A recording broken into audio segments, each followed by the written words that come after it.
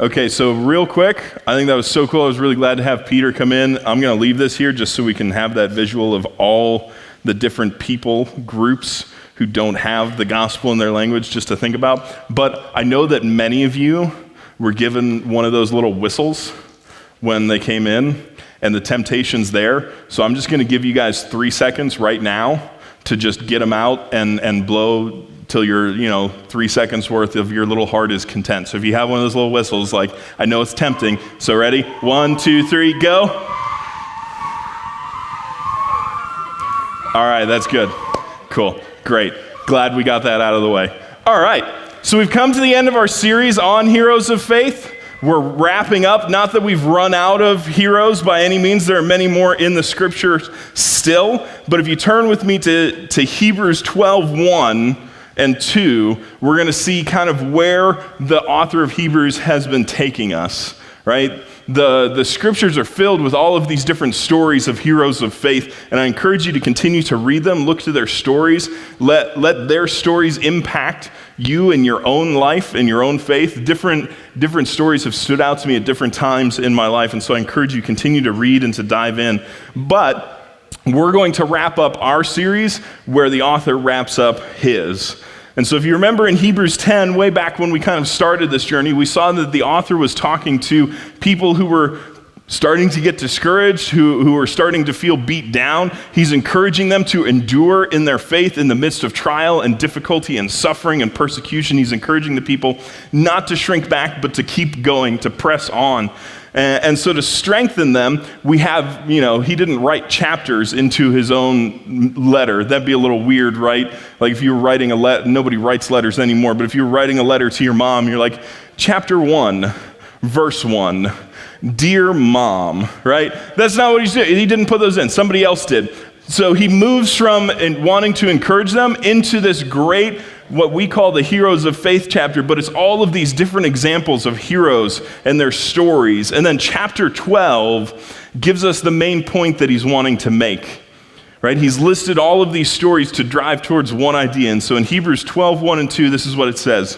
It says, therefore, since we are surrounded by so great a cloud of witnesses, let us also lay aside every weight and sin which clings so closely, and let us run with endurance the race that is set before us. So the word therefore is this nifty tool in language, and what it does is it points back to what was just said and says, because of what I just said, this is what you need to do. This is what needs to happen. And the author reinforces, right, just what he says, pointed back towards, because of everything I just said, because we're surrounded by so great a cloud of witnesses, right, what's the action he wants us to take? He says to run the race that's set before us. Lay aside weight and sin and run the race. That's the picture that he's giving us. Anyone here enjoy the Olympics? Anyone fans of the 2020 is the next Olympic year. It's in Tokyo. They've added new sports. I'm super excited.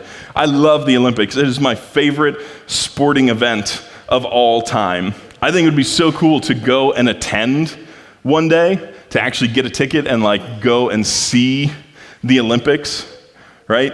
Could you imagine being in the crowd cheering on as world records are set and gold medals are won? That would just be so cool to see the best in the world, right? These great men and women competing. And then I think about how much cooler would it be to be on the team, right? To actually compete, to be there, to show up. This is the picture that's being painted for us, right? This is the picture that the author wants us to see, right? So let's try to put ourselves there. It's okay if you're not on the track team or you aren't good at sports. This isn't really talking about being good at sports. It's a metaphor. He's using a picture to explain a point. This is showing us what we belong to, what we've started when we follow Jesus. Living a life of faith is often described as a race or as a fight or as a war, as a battle, right? And the whole point of this illustration is for us to see that when we choose to follow Jesus in faith, it's not just some extracurricular activity, right? It's not like you picked up an extra math class. It's not like you joined the ski club. Okay, following Jesus is a little bit more important than National Honor Society. It's not the thing you put on your college, right? It doesn't bolster your college application. It's not a resume booster, right? This is a life-altering decision. This is signing up for the fight. This is joining the team. This is stepping into the battle. See, this is the first point on your map. It says, faith in Jesus moves us from casually living life to intentionally and passionately pursuing God. Faith in Jesus moves us from casually living life to intentionally and passionately pursuing God. And so the author takes us to this moment just before a big race, and he wants us to get excited, to get hyped up, to get ready, to get focused. He's trying to get us mentally prepared to run this race. He's wanting us to feel the importance of the moment before us and to be excited about it. And so he tells us about all those who've run this race before us, right? He's a good coach. He's been around for a while. He knows the history of the team. He shows us all these runners who've done this and who have succeeded. He doesn't tell us that they were perfect, right? He doesn't say that they were flawless, but what he does show us is, right, they made mistakes sometimes, but they kept going, right? They got tripped up and they got back up and they ran. They were flawed, but in spite of all of that, in spite of everything, they ran their race, they lived their faith, and they did it well. They passionately pursue God and were victorious in the end. They reached the end of their race, and now it's your turn. Now it's our turn to run the race. It's our turn to pursue God, to live out our faith with passion. I love how the author tells us that we're surrounded by a cloud of witnesses. He calls these heroes of faith, those who ran their race before us, witnesses. These men and women, witnesses. And what's cool about that is they're witnesses in both senses of the word, right? Because there's kind of two definitions for witness. They witness to us, that is, they tell us about the thing they saw, the thing they experienced, right? This is the next point. We're moving quick, I know. But as their lives speak the truth of who God is, their lives speak the truth of who God is and what it means to passionately pursue God in faith.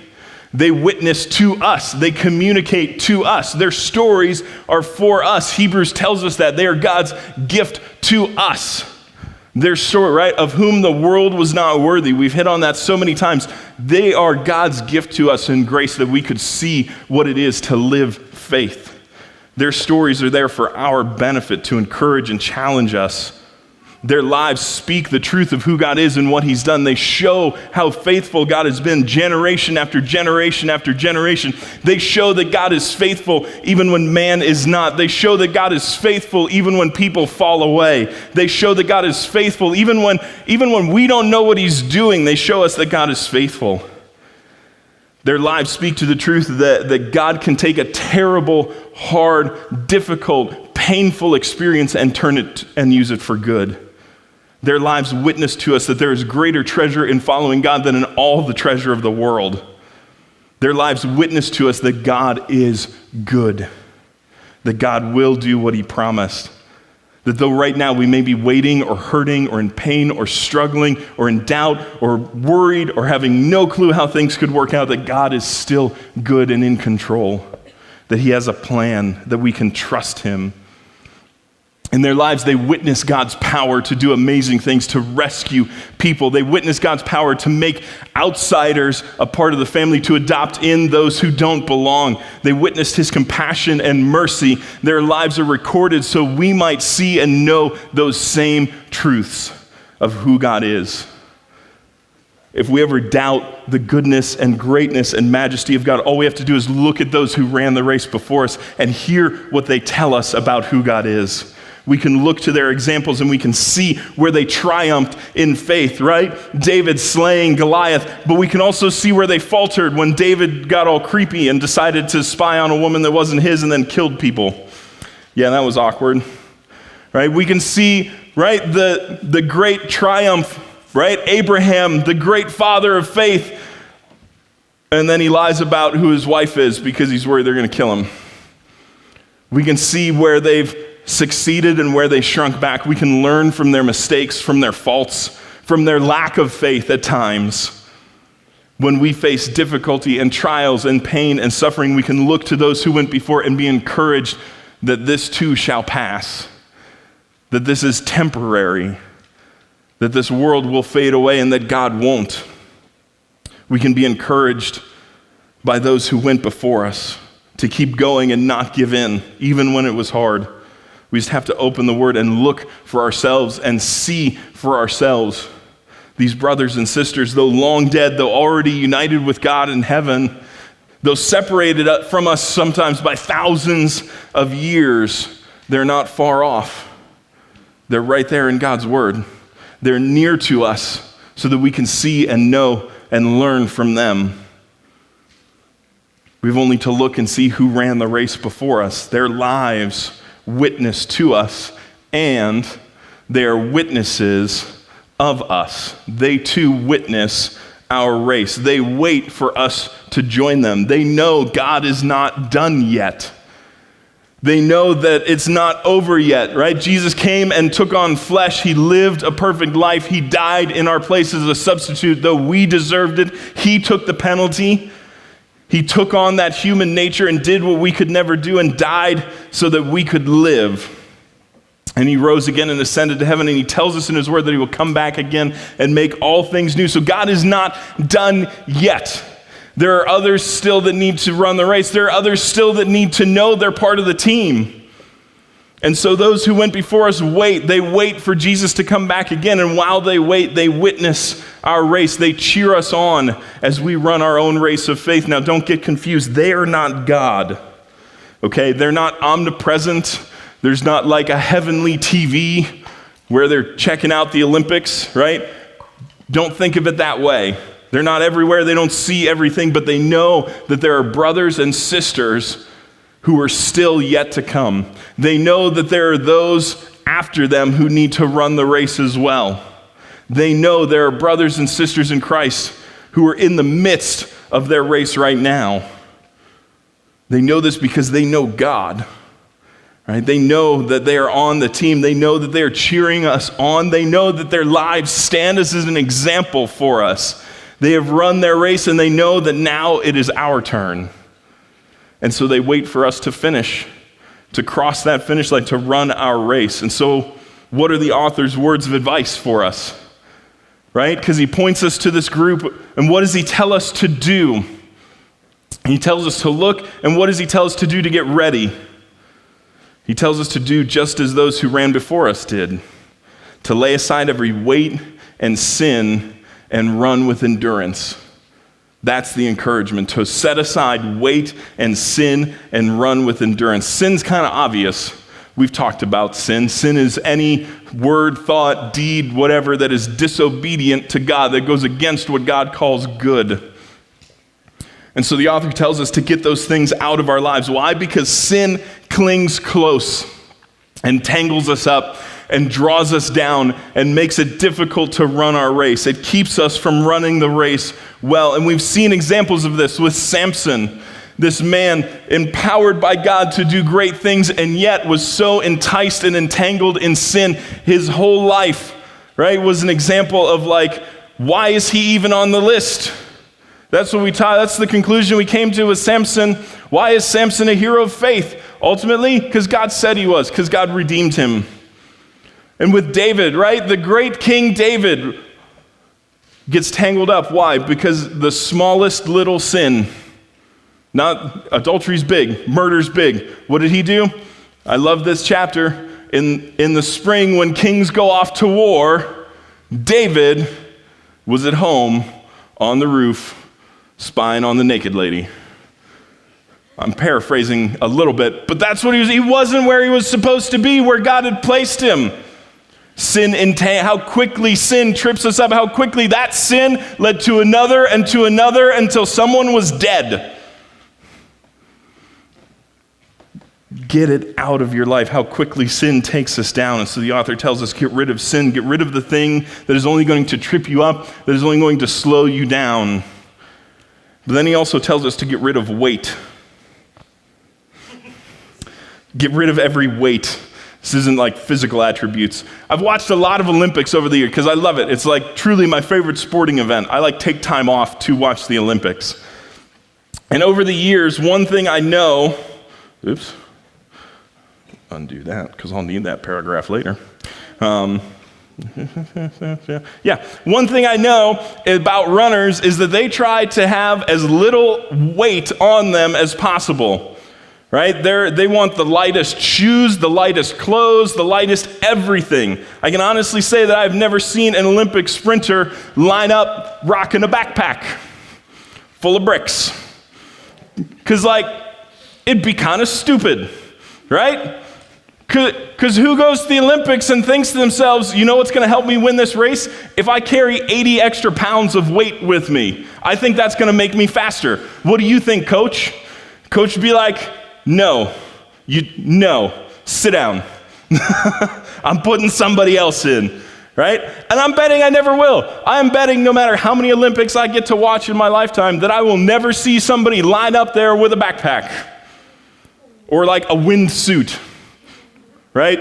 Hey, coach, I'm going to run this race, but I'm going to attach a parachute or a bungee cord to the back. What do you think? Coach, why do I keep losing? I think I'm faster than these other guys. Maybe you should stop carrying the 8 cinder blocks with you.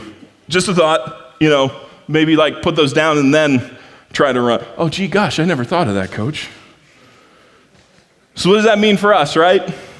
Because again, this is a metaphor. We aren't actually going to the Olympics to run. Somebody in this room is like, oh, somebody got real lost along the metaphor, okay? Some middle schoolers we haven't learned that yet. And don't worry, you will. Weight is anything that keeps us from running the best we can. Weight is anything that keeps us from pursuing God passionately in faith the best we can.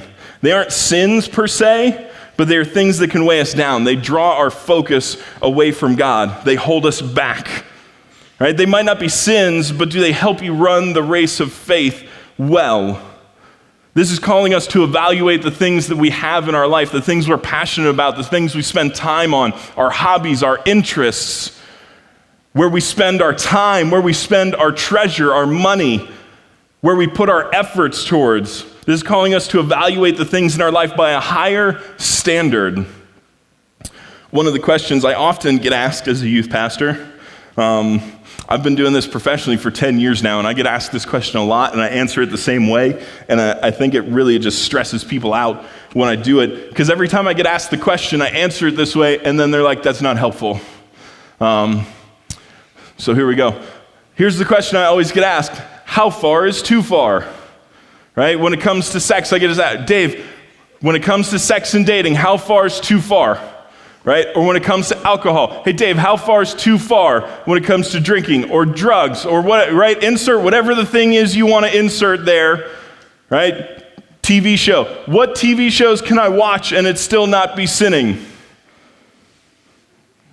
Starting to hit home. What music can I listen to and it still not technically be sinning? What words can I say and it still not technically be sinning? You starting to see where I'm going with this? How far is too far? What can I do and it still not really be sinning? And every time I answer it, they get frustrated because here's what I tell them: you're asking the wrong question. Your question's flawed. Because what you're trying to ask is, how close can I get to sin and still technically be okay? That's like saying, hey, Pastor Dave, how close can I get to being dead and still technically be okay? Does that sound like a good strategy for your life? Hey, Pastor Dave, how much blood can I drain out of my body and still technically be okay? Well, in my expert medical opinion, stop it. You're asking the wrong question. How close can I get to sin and still be okay is the wrong question, because that question leads you to running a race weighed down. That question leads you to trying to run the race holding an armful of cinder blocks. It just adds weight to your life that you don't need, because it's not going to help you live your faith well. It's like asking, how much of this world can I keep and still go to heaven? What can I get away with and still be okay with Jesus? Right? The world's dying. Quit trying to hold on to it. Embrace the new life you have completely. This world goes away. It disappoints. It's dying. Why are you trying to hold on to it? Hold on to Jesus. He's not going to fade. He's not going to disappoint. Right? There's this current push in American culture that is just, it's a pain in my side. Right? There's this push to legalize marijuana, and working with teenagers, I know the thought that you have. And here's what I hear a lot of people saying, well, if it isn't illegal anymore, it's no longer a sin, right? If it's not a sin anymore if it's not illegal. First, no, that's wrong. Mostly because the Bible tells us to be sober-minded. 1 Peter 5:8 says this, be sober-minded, be watchful. Your adversary, the devil, prowls around like a roaring lion seeking someone to devour. Really hard to be sober-minded when you're high as a kite. Why shouldn't you get high? Because the Bible literally tells you not to mess with mind-altering drugs. That's what sober-minded means, which marijuana is a mind-altering drug. Sorry. And why don't you do it? Because the enemy of your soul is seeking to destroy you. But, for the sake of the argument, because somebody in here is thinking it, let's indulge smoking pot wouldn't be a sin if it's legal, right? All right. So, even if we indulged that and said, that it wouldn't be a sin technically because it's no longer illegal, does it help you follow Jesus? Does it make you more passionate to tell others about the gospel? Does it make you more passionate to live out your faith, to be righteous, to be holy, which is set apart for God? Does it make you more passionate for Christ? Does it make you more passionate for anything other than Doritos and weed? I'm going to say no. It doesn't. So how does it help you? Even if it's not a sin, how does it help you follow Jesus? What's the point? Right? I'm going to push back on you, right? Those of you who are saying, right?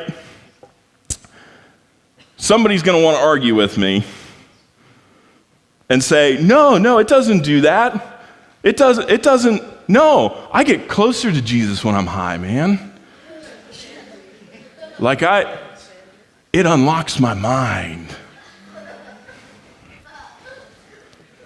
No, you just want to justify doing what you want to do.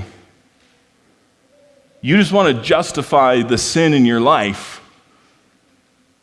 That's it.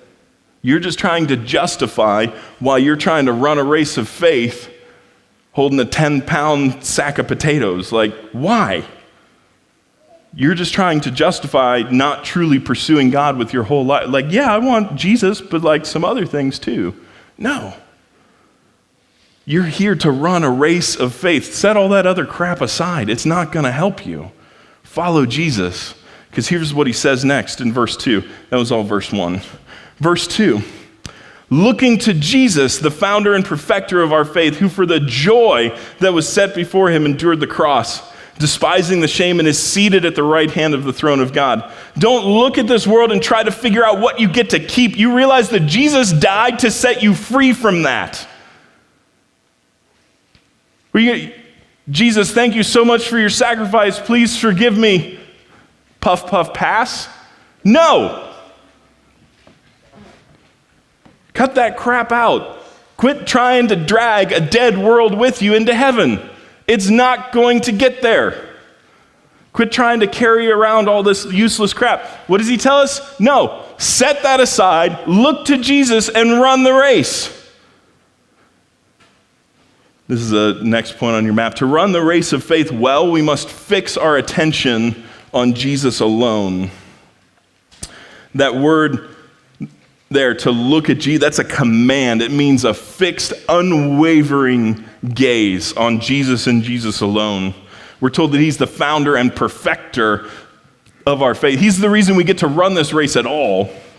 Right? He's the beginning of all. He made it possible for us to have this new life. Our faith comes from him and is empowered by him. He gives us the Spirit within us to help us to run this race.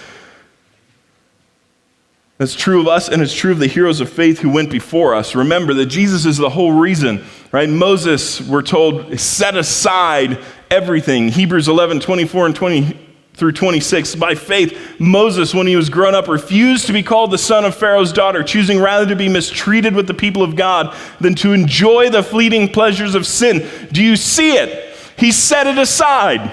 He got rid of it. Why? Because he considered the reproach of Christ greater wealth than the treasures of Egypt, for he was looking forward to the reward. He had fixed his gaze upon Jesus. All right? Not that Jesus had entered into the world yet, but Jesus existed eternally with God, and the promise of the Messiah was there. He was looking to what would one day happen at the cross, and he set aside everything else so he could follow that. Our faith is in what Jesus did and will do. Right? That's the promise. He's going to make this world new again. So why would we try to drag the old world into the new one? Why would we try to bring what is broken into what is new? Right? Jesus is the founder of our faith, and it is made perfect in him. Jesus perfects our faith. He will give us strength to run this race. He will set us He will help us to set aside the weight and the sin. If you're like, man, I can't do it, you don't have to do it alone. That's why you have Jesus. We just need to fix our attention on him and him alone, to stop being distracted, to stop letting our focus turn from one thing to the next and look only at him, to look at him and to run our race. Because Jesus is the beginning of the race of faith, he sustains us and he is our prize. That's the last point on your map. He is the beginning of our race of faith, he sustains us and he is our prize. Our faith begins when we see and recognize the truth of who Jesus is and what he did, his sacrifice, his joyful sacrifice that brought glory to God and brought us life. We accept that gift and are saved. We're born again, trusting no longer in this world or ourselves, but trusting in Jesus. And in doing so, we die to our old nature. We're given a new life, and our race begins. And we're told to look to Jesus, to fix our eyes on him, to look to him. Don't turn to the right or to the left, but to just run straight ahead. If there's anything that would try to turn us aside or tangle us up, get rid of it. If there's anything extra we're carrying that we don't need, get rid of it. And at the end of the race, you'll receive your prize, and that prize is Jesus, him eternally. There is no greater prize than that. There is no greater prize than that. That's why we lay aside everything to get it. So what do we do now? If you haven't started the race yet, if you haven't looked to Jesus and put your faith in him, then now's the time. Today's the day to start your race, to put your trust in him. Today's the day to look at the cross and see what he did and accept that gift in faith. Maybe you're in the middle of the race. All right, you've been doing this for a while and you forgot. You forgot it was a race. You forgot you were running. It happens. Maybe you got distracted. Maybe something else became more important to you for a while. Maybe you thought that this was a race you could run on the weekends or when you're a youth group. I'll just run on Sunday and Monday. It'd be a really weird way to win a race, right? It's time to refocus your gaze on Jesus and see that you're in this race no matter what day it is, no matter what building you're in, no matter what group of friends you're around. Time to set aside some weight and some sin and to run your race. Maybe you're in the middle of the race and you're feeling beat down. This race is hard. Maybe you're feeling defeated and discouraged and broken. Maybe you're just feeling the pain of it. Maybe you're wondering if it's ever going to get easier.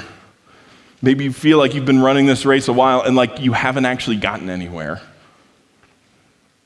You've been living your faith, but you don't feel any closer to the goal. Take heart, I know those days. The heroes of faith we looked at know those days. I know that struggle. Look to Jesus and to those who have run before you and those who are running with you, and be encouraged.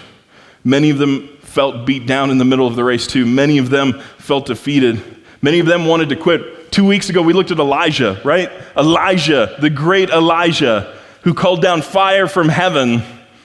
And moments later, what happened? He was in the desert ready to throw in the towel and call it quits. What did God do? God got him back up. God's not going to leave you in the midst of this. right? I don't know exactly what God has planned, but he is good. And so run with endurance. Here's the thing. We wouldn't need endurance if the race was easy. We wouldn't need endurance if the race wasn't going to be difficult. If you're in the middle of the race and you're doing good, don't let up. The temptation in a long race when you're ahead is to slow down the pace. But here's what happens when you slow down the pace. It gets really hard to push that pace forward.